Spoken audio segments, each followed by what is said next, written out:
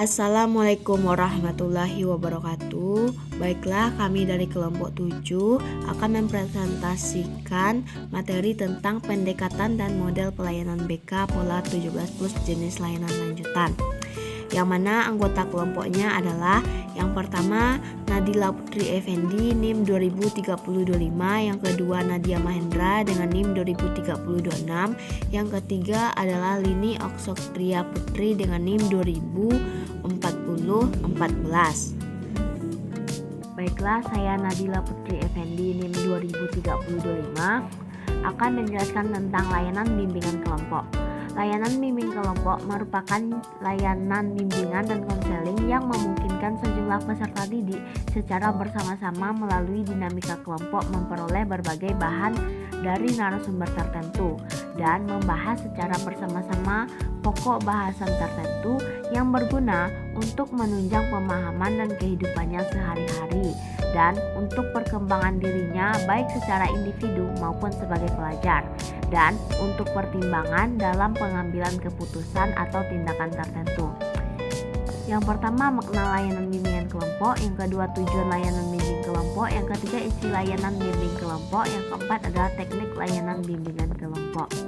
Selanjutnya, konseling kelompok. Konseling kelompok merupakan suatu proses hubungan interpersonal antara seorang konselor atau beberapa konselor dengan sekelompok klien.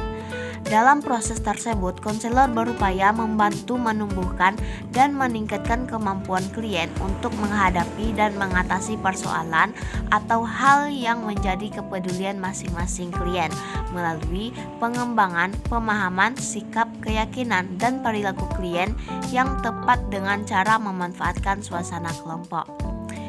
Konseling kelompok memfokuskan diri pada proses interpersonal dan strategi penyelesaian masalah yang berkaitan dengan pemikiran, perasaan, dan perilaku yang disadari.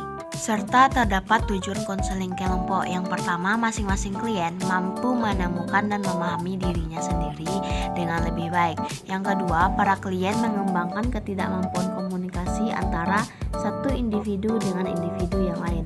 Yang ketiga, para klien memperoleh kemampuan mengatur dirinya sendiri dan mengarahkan hidupnya sendiri.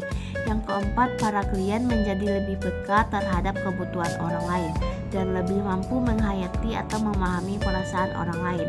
Yang kelima, masing-masing klien menetapkan suatu target yang ingin tercapai, yang diwujudkan dalam sikap dan perilaku yang lebih konstruktif. Dan yang terakhir adalah para klien lebih menyadari dan menghayati makna dari kehidupan manusia sebagai kehidupan bersama.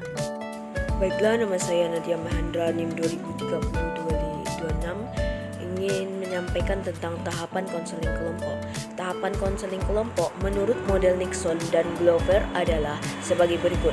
Yang pertama, pembukaan, yang kedua, penjelasan masalah, yang ketiga, penggalian latar belakang masalah, yang keempat, penyelesaian masalah, dan yang kelima adalah penutup. Konseling kelompok memiliki kelebihan-kelebihan. Yang pertama, bersifat praktis, yang kedua, anggota belajar berlatih perilakunya yang baru, yang ketiga, kelompok dapat digunakan untuk belajar mengekspresikan perasaan, yang keempat, anggota belajar keterampilan sosial dan belajar berhubungan antara pribadi secara lebih mendalam.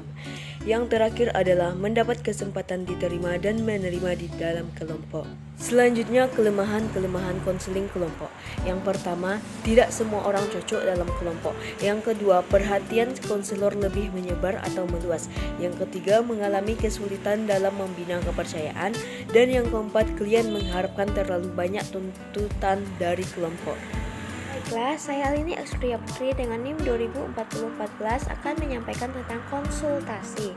Layanan konsultasi atau KSI merupakan layanan konsultasi yang dilaksanakan oleh konselor terhadap seorang pelanggan. Disebut konsultasi yang memungkinkan konsulti memperoleh wawasan, pemahaman, dan cara-cara yang perlu dilaksanakannya dalam menangani kondisi atau permasalahan pihak ketiga. Konsultasi pada dasarnya dilaksanakan secara perorangan dalam format tatap muka antara konselor sebagai konsultasi dengan konsulte. Konsultasi dapat dilaksanakan di berbagai tempat dan berbagai kesempatan, seperti di sekolah atau di kantor tempat konsultasi bekerja. di lingkungan keluarga yang mengundang konselor di tempat konselor praktik mandiri. Dan ada etika dasar. 3 etika dasar konseling yaitu kerahasiaan, kesukarelaan, dan keputusan diambil oleh klien sendiri. Sepenuhnya berlaku pada proses konsultasi dalam layanan KSI. Ketiga etika ini terkait langsung dengan asas-asas konseling, kerahasiaan konsulti, dan pihak ketiga. Hal-hal yang menyangkut diri dari masalah mereka dirahasiakan dengan ketat oleh konsultasi atau konselor, dengan jaminan untuk terjaganya rahasia sendiri kepada konselor untuk melakukan konsultasi. Dan format layanan. Pendekatan kolaboratif seringkali perlu dilakukan oleh konselor dalam mengupayakan pengentasan masalah yang ada di antara pihak-pihak yang bertikai. Dalam layanan KSI, konselor menghubungi orang-orang yang akan pihak-pihak lain memiliki keterkaitan dengan masalah yang sedang dibahas. Pihak-pihak lain diupayakan dapat menyumbang kepada pengentasan masalah yang dibahas itu. Serta adapun mediasi. Mediasi berarti kegiatan yang mengantari atau menghubungkan dua hal yang semula terpisah, menjalin hubungan antara dua hal kondisi yang berbeda, mengadakan kontak sehingga dua semua tidak sama menjadi saling terkait secara positif.